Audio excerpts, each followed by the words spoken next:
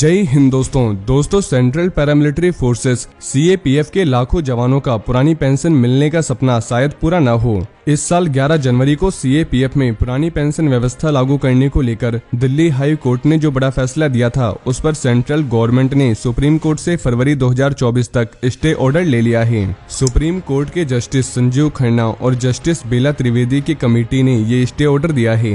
वहीं इससे पहले दिल्ली हाई कोर्ट ने अपने फैसले में कहा था कि central paramilitary forces arm forces of the union of India है। साथ ही कोर्ट ने सेंट्रल पैरामिलिट्री फोर्सेस में एनपीएस को स्ट्राइक डाउन करने की बात कही थी। इन फोर्सेस में चाहे कोई आज भर्ती हुआ हो, पहले कभी भर्ती हुआ हो या आने वाले समय में भर्ती होगा, सभी जवान और ऑफिसर पुरानी पेंशन के दायरे में आएंगे।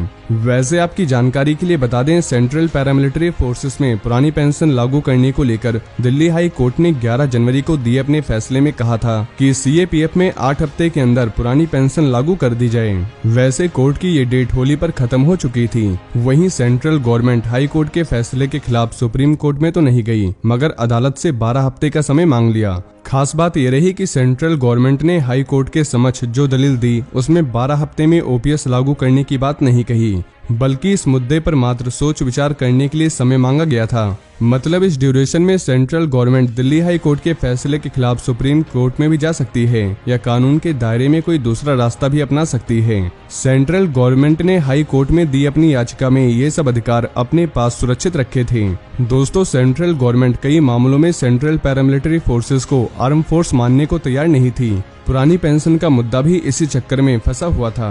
1 जनवरी 2004 के बाद सेंट्रल गवर्नमेंट की नौकरियों में भर्ती हुए सभी कर्मियों को पुरानी पेंशन के दायरे से बाहर कर दिया गया था और उन्हें एनपीएस में शामिल कर दिया गया। सीएपीएफ को भी सिविल कर्मचारियों के साथ पुरानी पेंशन से बाहर कर दिया गया। उस वक्त सरकार का मानना था कि देश में सेना, नेवी और वायुसेना ही आर्म फोर्स है। वैसे बीएसएफ एक्ट 1968 में कहा गया है कि इस फोर्स का गठन यूनियन ऑफ इंडिया के आर्म फोर्सेस के रूप में किया गया था। इसी तरह सीएपीएफ के बाकी फोर्सेस का गठन भी यूनियन ऑफ इंडिया के आर्म फोर्सेस के रूप में हुआ है। कोर्ट ने माना है कि सीएपीएफ भी भारत के आर्म फोर्सेस में शामिल है, इसलिए इन पर भी एनपीएस लागू नहीं होता। यानी सीएपीएफ में कोई व्यक्ति चाहे आज भर्ती हुआ हो, पहले हुआ हो या फ्यूचर में होगा, वो पुरानी पेंशन के दायरे में आएगा। वहीं मिनिस्ट्री ऑफ होम अफेयर्स और गवर्नमेंट ऑफ इंडिया द्वारा 6 अगस्त 2004 को जारी लेटर में अनाउंस किया गया था कि होम मिनिस्ट्री के एडमिनिस्ट्रेटिव कंट्रोल के तहत central force arm forces of the union है।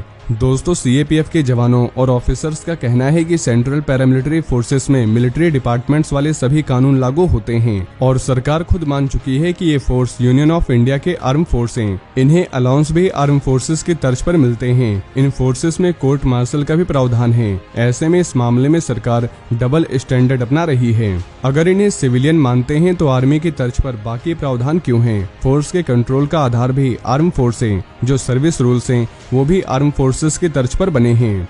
अब इन्हें सिविलियन फोर्स मान रहे हैं तो ऐसे में ये फोर्स अपनी सर्विस का निष्पादन यानी एग्जीक्यूशन कैसे करेंगे? वहीं इन फोर्सेस को शपथ दिलाई गई थी कि इन्हें जल, थल और वायु में जहां भी भेजा जाएगा ये वहीं पर काम करेंगे। दोस्तों, सेंट्रल पैरामिलिट्री फोर्सेस सीएपीएफ में पुरानी पेंशन व्यवस्था लागू करने को लेकर दिल्ली हाई कोर्ट ने जो इम्पोर्टेंट फैसला दिया है, उसके खिलाफ सेंट्रल गवर्नमेंट ने सुप्रीम कोर्ट में स्टे ले लिया है। अगर सिंपल शब्दों में समझें तो सेंट्रल गवर्नमेंट ने अभी तक कोई क्लियर फैसला नहीं लिया है कि सीएपीएफ के जवानों को पुरानी पेंशन योजना के अंदर रखा जाएगा या नहीं, और डेट पर डेट लगातार बढ़ाते जा रहे हैं। तो देखते हैं आगे क्या होगा।